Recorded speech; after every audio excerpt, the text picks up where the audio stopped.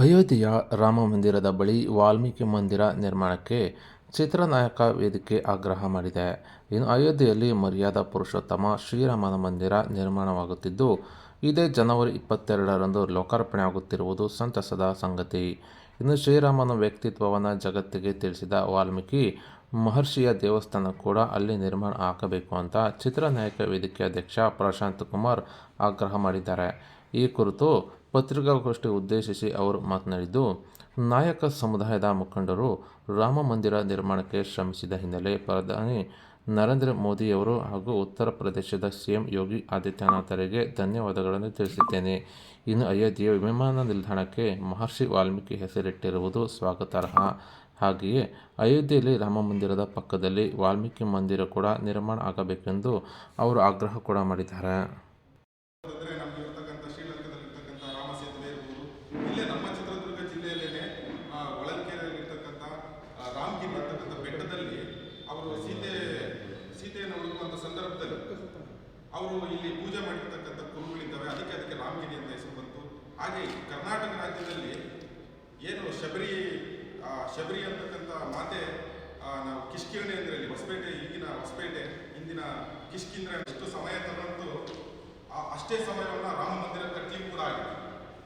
So ಇದೇನಾಗ್ತದೆ, ಇದಕ್ಕೆ ಶ್ರಮ ಆಗಿರ್ತಕ್ಕಂಥ ಎಲ್ಲ ರಾಮ ಮಂದಿರ ಆಗಿರ್ತಕ್ಕಂಥ ಶ್ರಮ ಆಗಿರ್ತಕ್ಕಂಥ ಎಲ್ಲ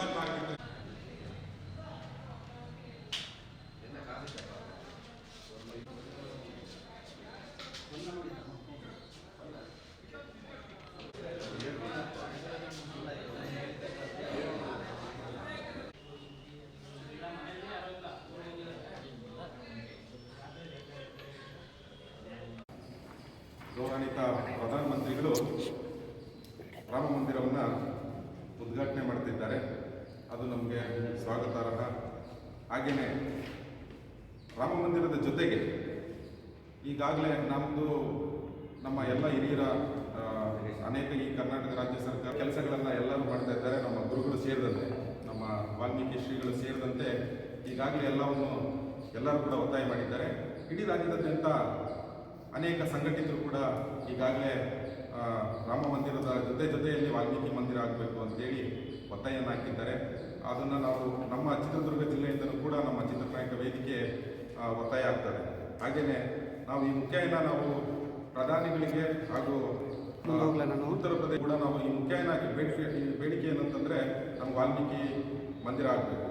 ಅದ್ರ ಜೊತೆಗೆ ಈಗಾಗಲೇ ಅಲ್ಲಿ ವಾಲ್ಮೀಕಿ ಮಂದಿರ ಕೂಡ ಇದೆ.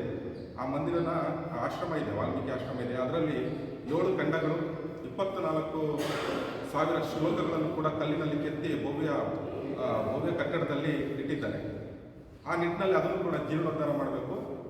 ಅದರ ಜೊತೆಯಲ್ಲಿ ಏನು ಇವತ್ತು ಮಾನ್ಯ ಪ್ರಧಾನಮಂತ್ರಿಗಳು ನಮಗೆ ಭಾಳ ಖುಷಿ ಆಗುವಂಥ ವಿಷಯ ಏನಪ್ಪ ಅಂತಂದರೆ, ಅಲ್ಲಿರ್ತಕ್ಕಂಥ ಅಯೋಧ್ಯೆಯಲ್ಲಿರ್ತಕ್ಕಂಥ ರಾಮ ಮಂದಿರದ ಜೊತೆಯಲ್ಲಿ ಅಲ್ಲಿಂದ ಇಂಟರ್ನ್ಯಾಷನಲ್ ಏರ್ಪೋರ್ಟ್ಗೆ ಮಾಸ್ಟರ್ ವಾಲ್ಮೀಕಿ ಅವರ ಹೆಸರನ್ನು ಕೂಡ ಇಟ್ಟಿದ್ದಾರೆ. ಅದು ನಮಗೆ ಭಾಳ ಸಂತೋಷದ ವಿಷಯ.